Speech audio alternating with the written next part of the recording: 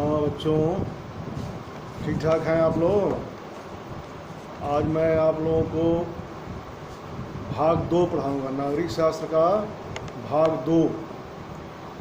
मुझे प्रतीत हो रहा है, मैं ऐसा समझ रहा हूँ कि जब हम लोग अप्रैल मई में पढ़ाई कर रहे थे उस समय ऑनलाइन क्लास में हम इस भाग में यानी भाग 2 में समकालीन विश्व में अमेरिकी वर्चस्व का अध्ययन हम लोग कर रहे थे उस समय। लेकिन मैंने अपने पहले वीडियो में ही यह बता दिया है कि यह पाठ इस वर्ष आपके पाठ्यक्रम में से स्थगित कर दिया गया है। कुल 5 अध्याय भाग 1 और भाग 2 मिलाकर हटाए गए हैं। सरकार ने कोविड-19 महामारी को देखते हुए 30% आपके पाठ्यक्रम में कटौती कर दी है। उन 30% पाठ्यक्रम के अंतर्गत 5 पाठ हैं। उसी 5 पाठ में यह पाठ भी सम्मिलित है। और आप लोग जब पहली वीडियो मेरी देखेंगे उनमें हमने 5 पाठों का उल्लेख कर दिया है। जो भी पाठ निकाले गए हैं उनका उल्लेख हमने कर दिया है। अब एक नया चैप्टर है, चैप्टर का नाम है सत्ता के वैकल्पिक केंद्र। इसका आप लोग हेडिंग डाल लीजिए। पाठ का नाम है सत्ता के वैकल्पिक केंद्र, यही पाठ का नाम है। इसको आप लोग हेडिंग डाल लीजिए।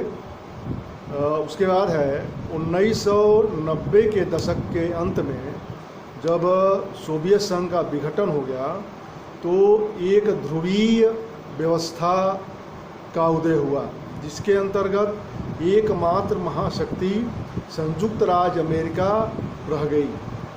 उसके बाद क्षेत्रीय आकांक्षाओं और समस्याओं को हल करने के लिए जो स्थानीय विशेष की समस्याएं थीं, क्षेत्र विशेष के देशों की जो भिन्न भिन्न समस्याएं थीं, उन समस्याओं को हल करने के लिए और क्षेत्रीय आकांक्षाओं की पूर्ति करने के उद्देश्य से यूरोप में यूरोपीय संघ और एशिया में आसियान का उदय एक शक्तिशाली संगठन के रूप में हुआ। और हम इन दोनों संस्थानों ने प्रभावशाली तरीके से अपनी क्षेत्रीय आकांक्षाओं की पूर्ति की, यानी जिस उद्देश्य की प्राप्ति के लिए इन संस्थाओं का गठन किया गया था उस उद्देश्य की पूर्ति के लिए इन संस्थाओं ने सफलतापूर्वक काम किया। और ये इन्हीं संस्थाओं को हम वैकल्पिक सत्ता का केंद्र कहते हैं।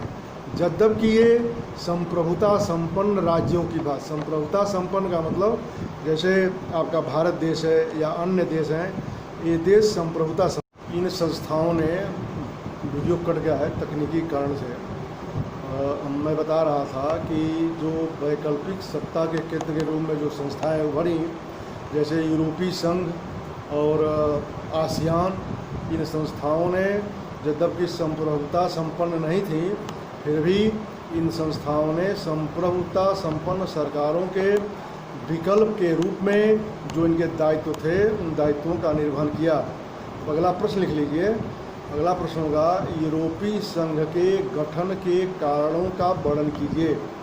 यूरोपीय संघ के गठन के कार्यों का वर्णन कीजिए। यूरोपीय संघ के प्रमुख अंग कौन कौन से हैं?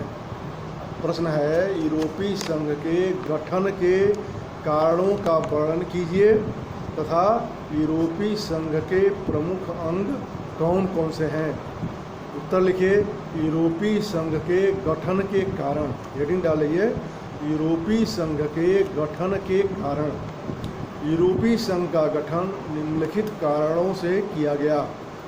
उसके बाद लिखिए यूरोपीय संघ का गठन निम्नलिखित कारणों से किया गया। नंबर 1, द्वितीय विश्व युद्ध की विभीषिका के बाद यूरोप की आर्थिक स्थिति काफ़ी शोचनीय हो गई थी। अर्थव्यवस्था बुरी तरीके से तबाह हो गई थी। इस अर्थव्यवस्था को गतिशील करने के उद्देश्य से, इस अर्थव्यवस्था को पुनः ऊपर उठाने के उद्देश्य से यूरोपीय संघ का गठन किया गया। नंबर 2 लिखिए। दूसरा नंबर, यूरोपीय देशों में सर्वप्रथम यह बात महसूस की गई कि उनके उद्योग धंधों के बंद होने के बाद यह स्थिति आ गई है कि उनकी अर्थव्यवस्था काफ़ी निम्न बिंदु पर पहुंच गई है। उसे ऊपर उठाने के लिए, उसे गतिशील करने के लिए उन लोगों ने सर्वप्रथम 1961 ईस्वी में यूरोपीय कोयला तथा इस्पात समुदाय का गठन किया गया। यानी यूरोप में सर्वप्रथम कोयले की कमी महसूस की गई, जिससे उद्योग धंधे उनके बंद होने लगे। तो उस स्थिति से उबरने के लिए उन्होंने यूरोपीय कोयला तथा इस्पात समुदाय का गठन किया। इसके बाद तीसरा है, परमाणु ऊर्जा तथा व्यापार बढ़ाने के लिए यूरोपीय आर्थिक समुदाय तथा यूरोपीय ऊर्जा समुदाय का अस्तित्व उत्पन्न हुआ। इन तीनों संस्थाओं ने, यानी ऊपर जो तीनों कारण हमने बताया है, जो 3 संस्थाओं का नाम लिया है, जैसे यूरोपीय कोयला तथा इस्पात समुदाय, परमाणु ऊर्जा तथा यूरोपीय आर्थिक समुदाय, तीनों मिला करके मास्ट्रिक्ट की संधि 1992 में हुई। 1992 में मास्ट्रिक्ट की संधि हुई। इस मास्ट्रिक्ट की संधि के द्वारा यूरोपीय संघ अस्तित्व में आया। अब अगली हेडिंग डाल लीजिए, यूरोपीय संघ के अंग।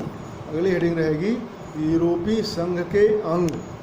यूरोपीय संघ के प्रमुख निम्नलिखित अंग हैं। यूरोपीय संघ के प्रमुख रूप से निम्नलिखित अंग हैं। नंबर 1, यूरोपीय संघीय परिषद। नंबर 1 रहेगा यूरोपीय संघीय परिषद। यह मुख्य निर्णयकारी संस्था है। यानी जो यूरोपीय संघीय परिषद है, यह यूरोपीय संघ का मुख्य निर्णयकारी संस्था है। इसमें कुल 15 सदस्य होते हैं। यानी यूरोपीय संघीय परिषद में सदस्यों की संख्या 15 होते हैं। यह यूरोपीय संघ के विभिन्न देशों से इन्हें लिया जाता है। यह यूरोपीय संघीय परिषद जो है, यही संघीय कानूनों का निर्माण करती है तथा जो भी निर्णय लेती है, यह सभी यूरोपीय संघ के देशों पर मानने के लिए यूरोपीय संघ के देश। वीडियो फिर कट गया है, थोड़ी सी दिक्कत आ जाती है। अब अगले हेडिंग डाल लीजिए, यूरोपीय संसद। दूसरी हेडिंग है यूरोपीय संसद। नाइस संधि के अंतर्गत यूरोपीय संघ के राज्य इस बात पर सहमत हुए कि जनवरी 2003 के बाद जो भी नए सदस्य सम्मिलित हो रहे हैं, तो यूरोपीय संसद के वे भी सदस्य होंगे। यानी नाइस संधि के अंतर्गत इस बात पर यूरोपीय संघ के राज्य सहमत हुए कि जनवरी 2003 के बाद जब नए सदस्य सम्मिलित हो रहे हैं, तो वे भी यूरोपीय संसद के सदस्य होंगे और उनकी संख्या 626 तक हो सकती है। इनका चुनाव 5 वर्ष की अवधि के लिए किया जाता है। यानी यूरोपीय संसद के सदस्यों का चुनाव 5 वर्ष की अवधि के लिए किया जाता है। यह संसद सार्वजनिक महत्व के विषयों पर विचार विमर्श करती है। इसकी विधायी शक्तियाँ काफ़ी सीमित हैं। यानी यह संसद आपके देश की संसद की तरह शक्तिशाली नहीं है। आपके देश या किसी भी देश के संसद की तरह शक्तिशाली नहीं है। इसकी शक्तियाँ काफ़ी सीमित हैं और यह यूरोपीय आयोग की निगरानी करती है। अब अगली हेडिंग डाल लीजिए, यूरोपीय आयोग। पहले से गठित यूरोपीय आयोग जो हेडिंग है उसके बाद लिखिएगा पहले से गठित विभिन्न यूरोपीय आयोगों को मिलाकर एक यूरोपीय आयोग का गठन किया गया। इसका कार्यकाल 5 वर्ष का होता है। इसके सदस्यों का नामांकन सदस्य राज्यों द्वारा किया जाता है।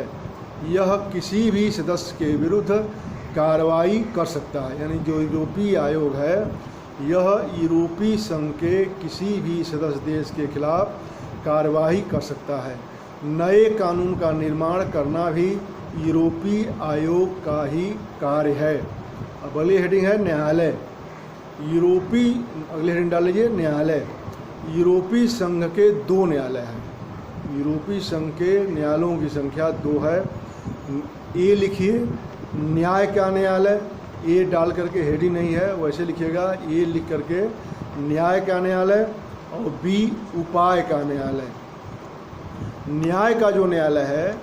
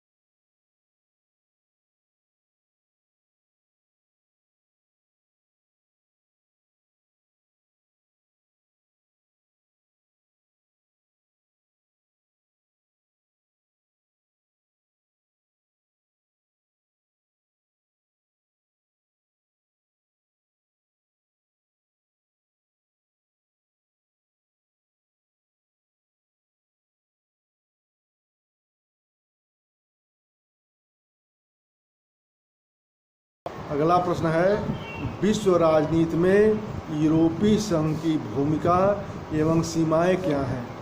विश्व राजनीति में यूरोपीय संघ की भूमिकाएं और सीमाएं क्या हैं, यह प्रश्न है। इसको अब अगले दिन देखा जाएगा।